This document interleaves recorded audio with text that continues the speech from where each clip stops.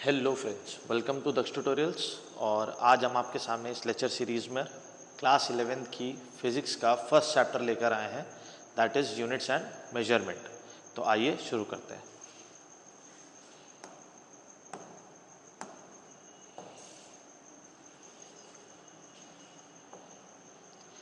सबसे पहले units and measurement में फिजिकल क्वांटिटी को समझेंगे, देन मेजरमेंट और फिर यूनिट्स, यानी कि चैप्टर के बारे में, चैप्टर हमें क्या बताने वाला है हम उसके बारे में डिस्कस करेंगे। यूनिट्स एंड मेजरमेंट को समझने से पहले हमको समझना पड़ेगा कि फिजिकल क्वांटिटी क्या होती है। तो physical quantity is a quantity that can be measured. ऐसी कोई भी क्वांटिटी जिसको हम मेजर कर सकते हो उसको हम फिजिकल क्वांटिटी बोलते हैं। जैसे कि पानी, कितना अमाउंट ऑफ वाटर है, मोटर का कितना मास है, डिस्टेंस कितनी है, कितनी लेंथ है, ये सब मेजरिंग क्वांटिटीज़ हैं जिनको हम मेज़र कर सकते हैं, इसीलिए हम इनको बोलते हैं फिजिकल क्वांटिटीज़। फिजिकल क्वांटिटीज़ में मैंने दो शब्द इस्तेमाल किए, एक मेजरमेंट मतलब वैल्यू, और दूसरा मैंने इस्तेमाल करा यूनिट, कितने मीटर है, कितने लीटर है, कितने किलोग्राम है, इसके बारे में बात किया। यानी कि फिजिकल क्वांटिटी खुद को तब कंप्लीट करती है जब उसमें एक न्यूमेरिकल वैल्यू हो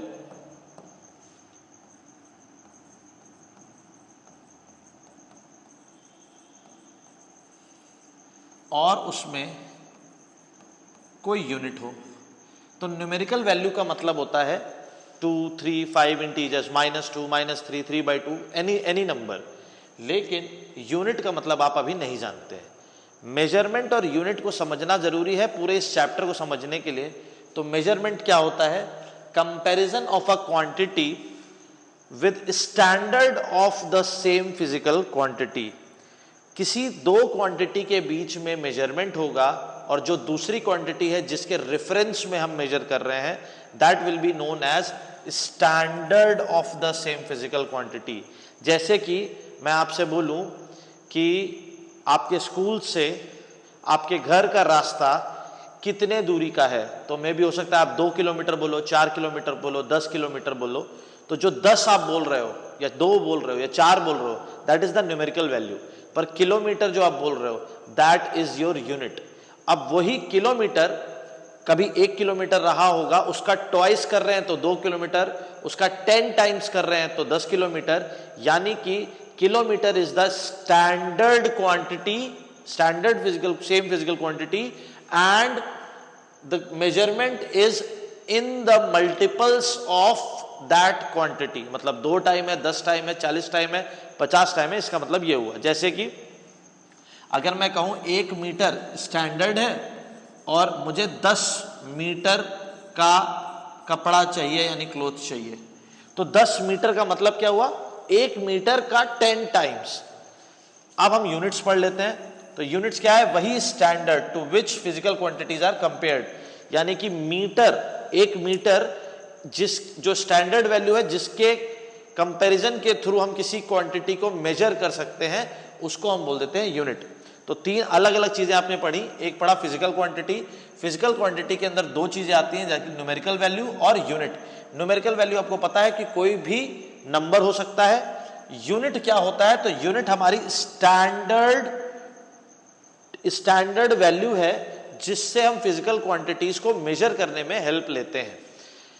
comparison of a quantity with standard of the same physical quantity, इस चीज को ध्यान से समझ लो। तीनों चीजें ध्यान से समझने वाली हैं, क्योंकि इसके बाद जब हम चैप्टर में बात करेंगे तो हम इन शब्दों का या इन वर्ड्स का प्रयोग करेंगे, यूज करेंगे। नेक्स्ट आता है systems of unit. Systems of units को समझने से पहले आपको यह पता होना चाहिए कि वो कितने टाइप की हैं। तो सिस्टम ऑफ यूनिट होती है 4 टाइप की। पहला एफपीएस, दूसरा सीजीएस, तीसरा एमकेएस और चौथा एसआई। जब हम एफपीएस, सीजीएस, एमकेएस और एसआई बोलते हैं तो इनका कुछ फुल फॉर्म भी है। ये है तुम्हारा foot, pound and second. CGS unit है तुम्हारी सेंटीमीटर, ग्राम, सेकेंड। एमकेएस है मीटर, किलोग्राम एंड सेकेंड। जब हम बात करते हैं इंटरडिपेंडेंसी ऑफ यूनिट्स की, तो क्योंकि लेंथ, मास एंड टाइम ये तीन ऐसी क्वांटिटीज हैं जो इंटरडिपेंडेंट नहीं है, एक दूसरे की वैल्यू से सेकेंड क्वांटिटी को हम मेजर नहीं कर सकते या निकाल नहीं सकते, यहां पर कोई इंटरडिपेंडेंसी नहीं है, इसीलिए हम इनको अलग अलग लिख के इनकी सिस्टम ऑफ यूनिट्स की मेजरमेंट करते थे। एफपीएस, सीजीएस और एमकेएस। मैंने थे इसलिए कहा क्योंकि अब हम इस सिस्टम को यूज नहीं करते। एमकेएस यूज होता था बहुत पहले, उसके बाद जो इंडियन गवर्नमेंट है, जो पहले ब्रिटिशर्स गवर्नमेंट थी, उसने एमकेएस सिस्टम को लागू किया था। एमकेएस सिस्टम के बाद जब हम इलेक्ट्रिक चार्ज के बारे में या इलेक्ट्रिक करंट के बारे में बात करने लग गए थे, तो एमकेएसए आ गया था। जब हमने इसको हटा के चार्ज के बारे में बात की तो एमकेएसक्यू आ गया था। ये भी सिस्टम बदलता रहा, कब तक बदलता रहा, और आज मतलब काफी दिन तक ये बदलता रहा जब नई यूनिट्स आती रही। अब आज ये जो है वो एसआई यूनिट नाम से जाना जाता है, जिसको हम बोलते हैं इंटरनेशनल सिस्टम ऑफ यूनिट्स। हम इन तीनों का ही इस्तेमाल अब बहुत ज्यादा नहीं करते हैं। बेसिकली हम जो इस्तेमाल करते हैं वो एसआई सिस्टम का यूज करते हैं। क्लास 9 से लेके 11 तक आप जो भी यूनिट्स पढ़ के आए हो वो लगभग एसआई यूनिट्स में पढ़ के आए होंगे। लेंथ, मास और टाइम बेसिक यूनिट्स तीनों इंटरडिपेंडेंट जो हैं, जो डिपेंडेंट नहीं है वो ये है। इनके सिवाय कुछ और भी बेसिक यूनिट्स हैं जिनको हम फंडामेंटल बेसिक यूनिट्स कहते हैं, जो कि एसआई सिस्टम ऑफ यूनिट्स में आता है। आइए उसको भी डिस्कस कर लेते हैं। Fundamental units and supplementary units. तो फंडामेंटल यूनिट कौन कौन सी हो गई? लेंथ, मास, टाइम, टेम्परेचर,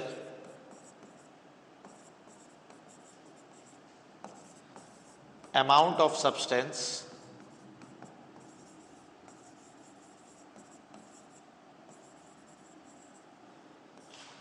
इलेक्ट्रिक करंट,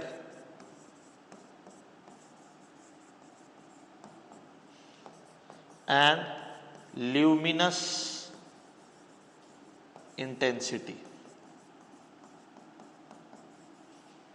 ये 7 फंडामेंटल यूनिट्स हैं जिनकी हेल्प से हम बाकी सारी यूनिट्स को निकाल सकते हैं या डिराइव कर सकते हैं।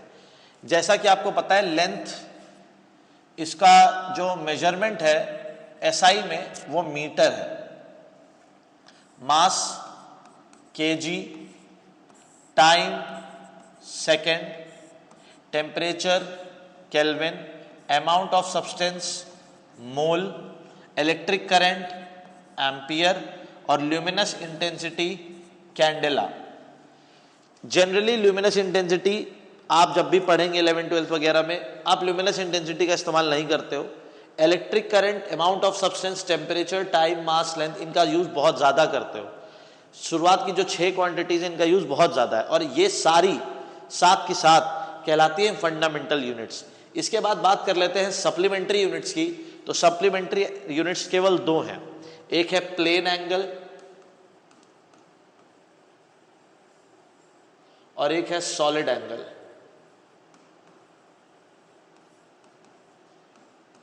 प्लेन एंगल की जब हम बात करते हैं तो उसकी जो यूनिट की मेजरमेंट की जो यूनिट है दैट इज रेडियन, और सॉलिड एंगल की है स्टेरेडियन। सॉलिड एंगल्स आप ऐसे समझ लो, मेरे ख्याल से length, mass, time, temperature, amount of substance और इलेक्ट्रिक करंट, इन सभी से आप वाकिफ होंगे। इन सभी के बारे में लगभग आप जानते होंगे। अभी 11th में आके मोल के बारे में भी जान लिया होगा आपने। क्लास 9th में भी अमाउंट ऑफ सब्सटेंस के बारे में बात थी, लेकिन आज से जब से कोविड आया, जब से रिड्यूस हुआ कोर्स, मोल कंसेप्ट हटा दिया गया है क्लास 9th से। लेकिन 11th में जब आप आए होंगे तो आपने ये मोल कंसेप्ट के बारे में पढ़ा होगा। नहीं पढ़ा होगा तो अब आगे पढ़ लेंगे। इसके बाद प्लेन एंगल और सॉलिड एंगल के बारे में आपने ज्यादा नहीं पढ़ा होगा, लेकिन प्लेन एंगल्स आप बचपन से बनाते आ रहे हो, जो कि एक प्लेन पर किसी 2 लाइन के बीच में बनाया जाता है। सॉलिड एंगल आपने अभी तक नहीं पढ़ा। सॉलिड एंगल को आप अजम्पशन ले सकते हो। फॉर एग्जाम्पल अर्थ ले लो, earth is a sphere,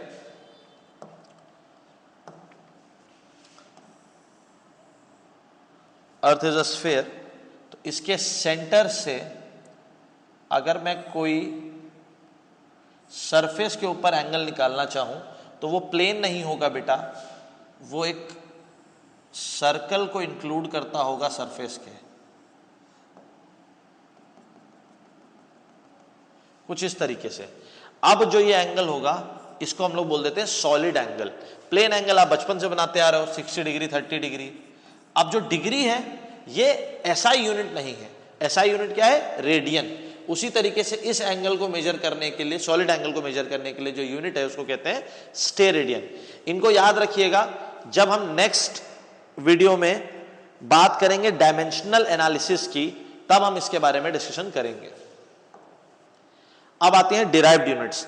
derived units मैंने यहां पर खाली छोड़ रखा है क्योंकि डिराइव्ड यूनिट्स आप जितनी चाहे उतनी कर सकते हैं यूज या समझ सकते हैं। जैसे स्पीड, स्पीड होता है डिस्टेंस अपॉन टाइम। डिस्टेंस की यूनिट क्या है? मीटर, और टाइम की यूनिट क्या है? सेकेंड। तो यहां दो फंडामेंटल यूनिट्स का यूज कर रहे हैं आप, मीटर और सेकेंड का। Similarly force, mass into acceleration, mass को मेजर करते हैं केजी से और एक्सेलरेशन है मीटर पर सेकेंड स्क्वायर। यहां पर तीन फंडामेंटल यूनिट्स का यूज करा जा रहा है। जैसे चार्ज, अगर क्लास 10th आपको याद हो तो आपने फॉर्मूला पढ़ा था I is equal to Q by T, तो यहां से चार्ज का फॉर्मूला हो जाएगा Q is equal to I T. I की यूनिट क्या है? एम्पियर, और टाइम की यूनिट क्या है? सेकेंड। तो यहां पर भी दो फंडामेंटल यूनिट्स का यूज हो रहा है। इसी तरीके से आप साथ के साथ फंडामेंटल यूनिट्स का यूज करके n numbers of derived units बना सकते हैं। आई होप कि आपको ये बात समझ में आई होगी। इसके बाद बात करते हैं मेट्रिक प्रीफिक्सेस की। मेट्रिक प्रीफिक्सेस को आप ऐसे समझो, साइंटिफिक नोटेशन क्या होता है। तो साइंटिफिक नोटेशंस में जो कन्वर्जन होता है मीटर का सेंटीमीटर में, सेंटीमीटर का मिलीमीटर में, या किलोमीटर का मीटर में, मीटर का किलोमीटर में, केजी का ग्राम में, ग्राम का मिलीग्राम में, सेकंड का मिली सेकंड में, सेकंड का मिनट में, मिनट का आवर में, आवर्स का डे में, डे से ईयर में, और इसी तरीके से डिस्टेंस और सारी यूनिट्स का। आपको ये चीज समझना है कि जो प्रीफिक्सेस यूज होते हैं, मेट्रिक प्रीफिक्सेस, मेट्रिक मतलब होता है 10 और प्रीफिक्सेस का मतलब यहां पर पावर से बात करी जा रही है। तो अगर बेसिक की बात करी जाए तो 10 की पावर 0 से शुरू करते हैं, 10 की पावर पॉजिटिव के लिए और 10 की पावर निगेटिव के लिए। मैं आप इसमें टिक कर दूंगा जो आपको याद रखना जरूरी है। जैसे कि सभी को याद होगा सेंटी क्या होता है, मिली क्या होता है, यहां तक आपको याद होगा। ये याद करने वाला है micro, nano, pico, femto. Femto को फर्मी भी बोलते हैं, याद रखिएगा कि फेम्टो को फर्मी भी बोलते हैं। जैसे कि अगर मैं आपसे कहूं 1 fermi metre is equals to how much, तो मैं बोलूंगा 10 की power -15 metre. Similarly 1 micrometre is equals to 10 to the power -6 metre. इसी तरीके से आपको 10 की पावर 9, यहां पर एक यूनिट नहीं लिखी है जो मैं लिखवा दे रहा हूं, angstrom. 1 angstrom is equals to 10 to the power -10 metres. ये याद रखना केवल और केवल डिस्टेंस के लिए इस्तेमाल होती है, इसीलिए शायद इसमें यहां नहीं लिखी है। पर एंगस्ट्रॉम वो यूनिट है जो कि आपको आगे बहुत ज्यादा देखने को मिलेगी, जब भी आप वेव्स के बारे में बात करेंगे तब मिलेगी। इसके बाद आपको डेका, हेक्टो, किलो, मेगा और गीगा, टेरा वगैरह नहीं भी याद होगा तो चलेगा। इतनी बेसिक आपको कन्वर्जन्स पता होने चाहिए मेट्रिक प्रीफिक्सेस में। इसके बाद बात आती है सिग्निफिकेंट फिगर की। ये मोस्ट इंपॉर्टेंट टॉपिक है after derived units and fundamental units of this chapter. इस चैप्टर से दो जगह से क्वेश्चन बनने के चांसेस पूरे हैं। एक है सिग्निफिकेंट फिगर और दूसरा है तुम्हारा डायमेंशनल एनालिसिस। आज हम सिग्निफिकेंट फिगर को खत्म कर लेंगे, नेक्स्ट क्लास जब भी आएगी तो हम वहां पर डिस्कस करेंगे डायमेंशनल एनालिसिस। चलिए, तो व्हाट इज सिग्निफिकेंट फिगर? पहले तो हम ये जान लें कि सिग्निफिकेंट फिगर होता क्या है। तो सिग्निफिकेंट मतलब कि जो कि वैल्यूएबल चीज हो, और फिगर्स का मतलब यहां पर नंबर है। फिगर्स का मतलब नंबर से, यानी कि क्वांटिटी, जो मेजरिंग क्वांटिटी है उसमें जो न्यूमेरिकल वैल्यू हो उसके बारे में बात कर रहा है। क्या होता है सिग्निफिकेंट फिगर? तो the digits that are known reliably plus the first uncertain digit. इसको समझाने के लिए मैं एक एग्जांपल ले लेता हूं। फॉर एग्जांपल, आपने कोई डिस्टेंस मेजर करी, दैट इज 12.47 मीटर्स। 12.47 मीटर मैंने मेजर करा। अब मुझसे बोला जा रहा है कि इसमें कितनी रिलायबल यूनिट्स हैं, कितनी रिलायबल वैल्यूज हैं। तो 12.4 तक जो वैल्यूज लिखी हैं वो सभी रिलायबल होंगी। कहां तक बेटा? 12.4 तक। इसके बाद पहली अनसर्टेन डिजिट आएगी, दिस इज रिलायबल, और ये पहली अनसर्टेन डिजिट। तो रिलायबल डिजिट्स और अनसर्टेन डिजिट्स को मिला के बनता है सिग्निफिकेंट फिगर्स। लिखा है reliably plus the first uncertain digits.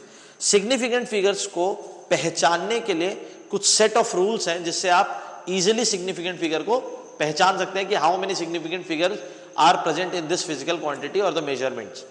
तो सबसे पहला जो रूल है वो है all the non zero digits are significant in, देखो ध्यान से देखो, 2.738। तो जितनी भी नॉन जीरो डिजिट होंगी, नॉन जीरो डिजिट का मतलब कितनी नॉन जीरो डिजिट्स होती हैं? 1 2 3 4 5 6 7 8 9 9 सिग्निफिकेंट डिजिट्स होंगी, समझ लो आप। ऐसा समझो कि जो भी जीरो नहीं है वो सभी क्या होंगे? सिग्निफिकेंट होंगे। फिर सेकंड क्या कह रहा है? All the zeros between two non zero digit, specially देखो ध्यान से, all the zeros between two non zero digits are significant. यानी कि देखो ध्यान से, इधर 3.002 लिखा है, इसमें ये जो बीच में दो जीरोस लिखे हैं, पहले तो उसने बोला कि सारी नॉन जीरो डिजिट यानी कि 3 और 2 ये दोनों सिग्निफिकेंट होंगे। बीच में जो डबल जीरो लिखा है ये भी सिग्निफिकेंट होगा। दो नॉन जीरो डिजिट्स के बीच में जितने भी जीरो लिखे होंगे वो सारे कैसे होंगे? सिग्निफिकेंट। इसीलिए 1 2 3 और 4 मिला के कितने सिग्निफिकेंट फिगर्स लिखे हैं इसमें? 4। If the measurement of number is less than 1, अगर कोई नंबर लेस देन 1 है, इसका मतलब वो शुरुआत होता है 0 पॉइंट समथिंग से, 0 से कम होना चाहिए, मतलब 1 से कम होना चाहिए का मतलब 0 पॉइंट समथिंग से शुरू होता है। Less than 1, the zeros on the right side of the decimal point and to the left of the first non-zero digit। जैसे कि इन्होंने जो एग्जांपल लिया मैं उसी में समझा देता हूं। 00807। सबसे पहले आपको सिग्निफिकेंट फिगर समझने हैं। तो पहला 8 सिग्निफिकेंट फिगर होगा, 7 सिग्निफिकेंट फिगर होगा। हमने पढ़ा कि इन दोनों के बीच में जितने भी जीरो आएंगे वो भी सिग्निफिकेंट होंगे। तो ये बात तो क्लियर हो गई। अब इनका क्या है? ये काउंटेबल्स में नहीं आते। अगर कोई नंबर 1 से छोटा है, यानी वो शुरुआत 0 पॉइंट से होगी, 0 पॉइंट के बाद जितने भी जीरोज आ रहे हैं वो अनकाउंटेबल हैं सिग्निफिकेंट फिगर के लिए। कब तक? जब तक पहली नॉन जीरो डिजिट ना मिल जाए। यहां पर वो लिखा हुआ है, पढ़ पाओ तो समझ लो। यहां से देखो लिखा हुआ है, is less than 1 on the right side of the decimal point, right side of the decimal point and to the left of the first non zero digit. First non zero digit से left तक जितने भी zeros आ रहे हैं वो सभी क्या होंगे? नॉट सिग्निफिकेंट, उनका कोई महत्व नहीं है। द टर्मिनल मतलब क्या होता है? एंड में लगने वाले। द टर्मिनल और trailing zeros in a number without a decimal point are not significant. For example, मैं लिख दूं यहां 1200 या 12,000 या 1,20,000, वॉट एवर आई राइट, यहां पर सिर्फ सिग्निफिकेंट ये दोनों वैल्यूज हैं। इन दोनों, ये बाकी जितने भी जीरोज हैं वो रिलायबल नहीं है, वो सिग्निफिकेंट नहीं है। क्या लिखा है? द टर्मिनल और ट्रेलिंग जीरोज, ट्रेलिंग का मतलब भी वही जीरोज होते हैं। एग्जांपल क्या लिया? 12.3 लिख लो, 1230 सेंटीमीटर लिख लो, कन्वर्जन करके दिखाया, या 12300 लिख लो। सिग्निफिकेंट फिगर सिर्फ और सिर्फ 1 2 3 ही होंगे। इसके बाद आते हैं the trailing zeros in a number with a decimal point. अब कहानी में ट्विस्ट है। अब कहानी कह रही है कि अगर डेसिमल पॉइंट आ जाए, ऐसा नंबर लिखा हो, तो इसमें कितने सिग्निफिकेंट फिगर होंगे? तो इसमें ये सारे ही सिग्निफिकेंट फिगर हैं, सब के सब। 12.2000 यानी कि 3 और 3 6। अगर ऐसा ना लिखा होता, अगर लिखा होता 12.00, तब भी ये चारों सिग्निफिकेंट होंगे। जैसे ही डेसिमल प्लेस आ गई तो डेसिमल प्लेस के बाद आने वाले सारे ट्रेलिंग जीरोज सिग्निफिकेंट फिगर में काउंट होते हैं। लास्ट, ये इंपॉर्टेंट है, ध्यान देखना। अच्छा, इसके ऊपर ऑब्जेक्टिव सवाल भी आता है। A choice of change of units does not change the number of significant digit. मतलब कन्वर्जन कर दोगे तो सिग्निफिकेंट फिगर्स के जो नंबर हैं, मतलब 2 सिग्निफिकेंट फिगर है या 3 सिग्निफिकेंट फिगर है, इससे कोई फर्क नहीं पड़ता। केजी को ग्राम में कर दो, ग्राम को मिलीग्राम में कर दो या क्विंटल में कर दो, उससे कोई फर्क नहीं पड़ता। नंबर ऑफ सिग्निफिकेंट फिगर हमेशा कैसे रहेंगे? सेम। चलो आगे देखते हैं। अब एक क्वेश्चन लिया गया है आप लोग के लिए, ध्यान से देखिएगा। बोला write down the number of significant figure. कितने सिग्निफिकेंट फिगर होंगे? हमने तुम्हें बताया जितने भी नॉन जीरो डिजिट्स हैं वो सीधे सीधे सिग्निफिकेंट होंगे। तो टोटल सिग्निफिकेंट फिगर इसमें कितने? 4। अब इसकी बात करते हैं 4200। हमने पीछे पढ़ा कि जितने भी ट्रेलिंग जीरोज होंगे विदाउट अ डेसिमल प्लेस वो सिग्निफिकेंट नहीं होंगे। तो इसमें कितने सिग्निफिकेंट फिगर हो गए? 2। इसमें 34.000। जैसे ही डेसिमल प्लेस लग गया, क्या लग गया? डेसिमल प्लेस, वैसे ही सारे डिजिट्स काउंट होने लग जाएंगे। सिग्निफिकेंट फिगर कितने हो गए? 5। इसके बाद लिखा है 0.02340। यही वाला थोड़ा सा ट्रिकी है, इसमें आप ध्यान से समझना। ये नंबर 1 से छोटा है, और अगर 1 से छोटा है तो 0.0 से शुरू हो रहा है, 0.0 फिर 2340। जब तक पहली नॉन जीरो डिजिट नहीं मिल जाती तब तक लगे हुए सारे जीरोज नॉट सिग्निफिकेंट होंगे। उसके बाद में लगे हुए सारे सिग्निफिकेंट फिगर होंगे। टोटल सिग्निफिकेंट फिगर कितने हो गए? 4। यहां एक अलग तरीके का एग्जांपल लिया है, ध्यान से देख लो, फिर मैं समझाता हूं। 4700 मीटर लिख लो या 4.700 इंटू 10⁻³ मीटर लिख लो। कहीं पर भी पावर लगी होगी a इंटू 10⁻b, इससे कोई मतलब नहीं है सिग्निफिकेंट फिगर का। सिग्निफिकेंट फिगर का मतलब सिर्फ और सिर्फ यहां वाले नंबर से, मेट्रिक सिस्टम से कोई मतलब नहीं। यहां पर 4.700 लिखा, और हमने बताया था जैसे ही डेसिमल प्लेस इंट्रोड्यूस होती है ट्रेलिंग जीरोस को भी सिग्निफिकेंट फिगर में काउंट करना होता है। तो इसका आंसर कितना हो जाएगा? 4.700 का 4। ये बात आपको समझ में आ रही है?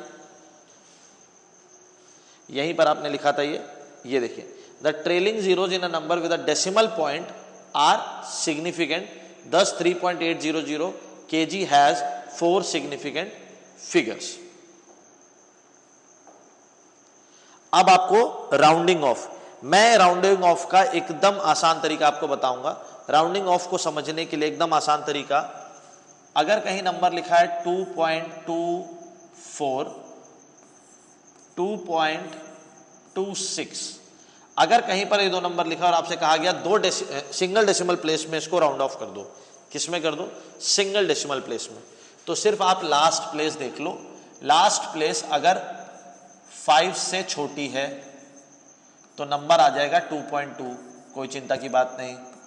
लास्ट प्लेस फिर से देख लो, लास्ट प्लेस अगर 5 से बड़ी है तो उससे पहले वाली प्लेस इंक्रीज कर दो 2.3। सबसे आसान तरीका यही है, इससे आसान तरीका नहीं है। इसके सिवाय आप एक जगह और फंस जाते हो, जहां पर ये बोल दे कि 5 है,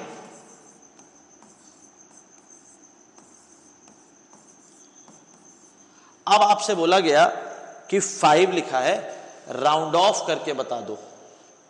ठीक, इसमें राउंड ऑफ क्योंकि दोनों जगह 5 लिखा है तो आप इससे पहले वाली डिजिट को चेक करते हो।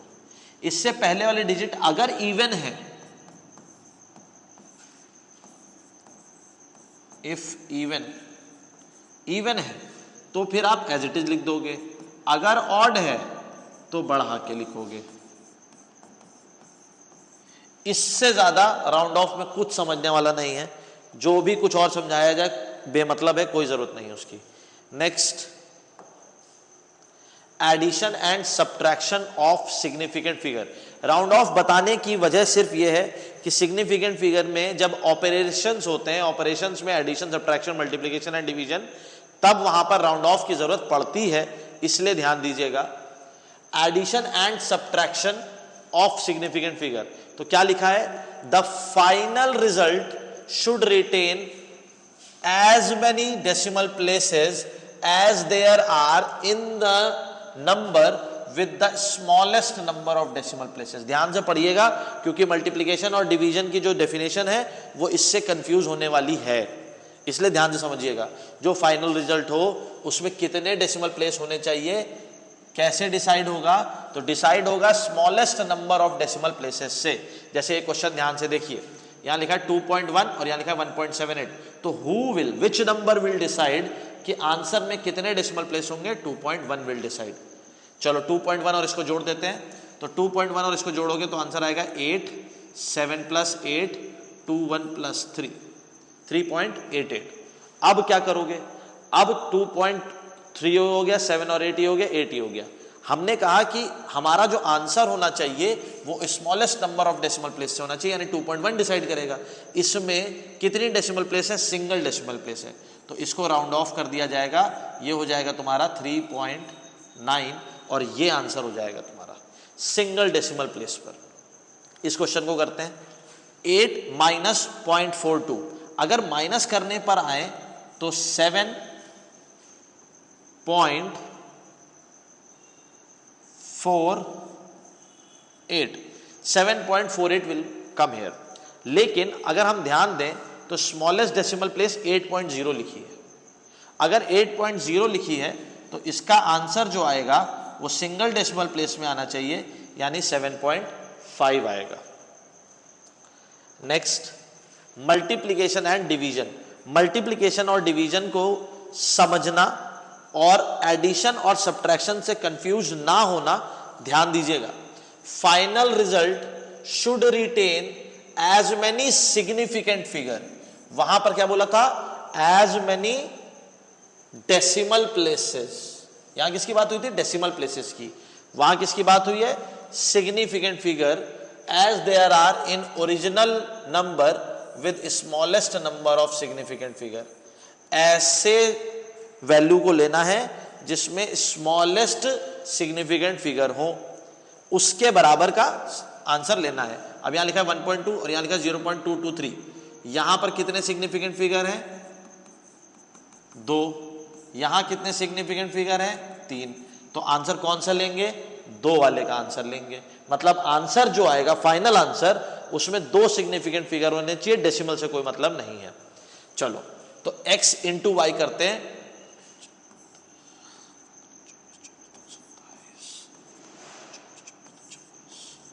अगर हम डायरेक्ट डेसिमल्स की बात करते हैं तो आंसर आता 0.2223, ठीक, इतने आ गया।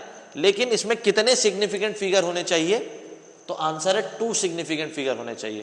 तो इसको हम तब तक राउंड ऑफ करेंगे जब तक इसमें 2 सिग्निफिकेंट फिगर नहीं बचते। सबसे पहले 6 से 7 को राउंड ऑफ कर देंगे तो ये बन जाएगा 0.268।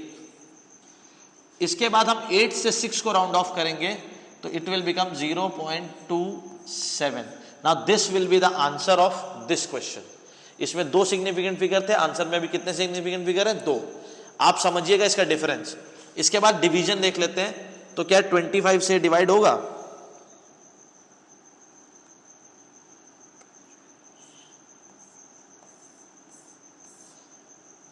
ओरिजिनल नंबर में सिग्निफिकेंट फिगर पहले आप चेक कर लीजिए एक बार। तो इसमें सिग्निफिकेंट फिगर कितने हैं, 2। इसमें कितने हैं, 4। हमको कौन सा आंसर चाहिए होगा, 2 वाला। अब डिवाइड करते हैं इसको, 12.25 अपॉन 2.5, पॉइंट हटाया 0 बढ़ गया। यहाँ से 25 से डिवाइड कर देते हैं, हाँ 25 से कर देते हैं। 25 10 जार, 25 4 जार 100, फिर 225 यानी 9 टाइम्स। आंसर आया 4.9। ये पहले से ही 2 सिग्निफिकेंट फिगर में आंसर लिखा हुआ है, तो ना इसको राउंड ऑफ करने की जरूरत है ना इसको चेंज करने की जरूरत है। मुझे उम्मीद है कि आपको significant figure, units and measurement, fundamental units, उनकी वैल्यूज किस तरीके से मेजर करते हैं, और मेट्रिक प्रीफिक्सेस, ये सभी समझ में आ गया होगा। डायमेंशनल एनालिसिस के लिए हम एक और वीडियो लेंगे और तब ये चैप्टर खत्म होगा। तब तक के लिए थैंक यू एवरीवन।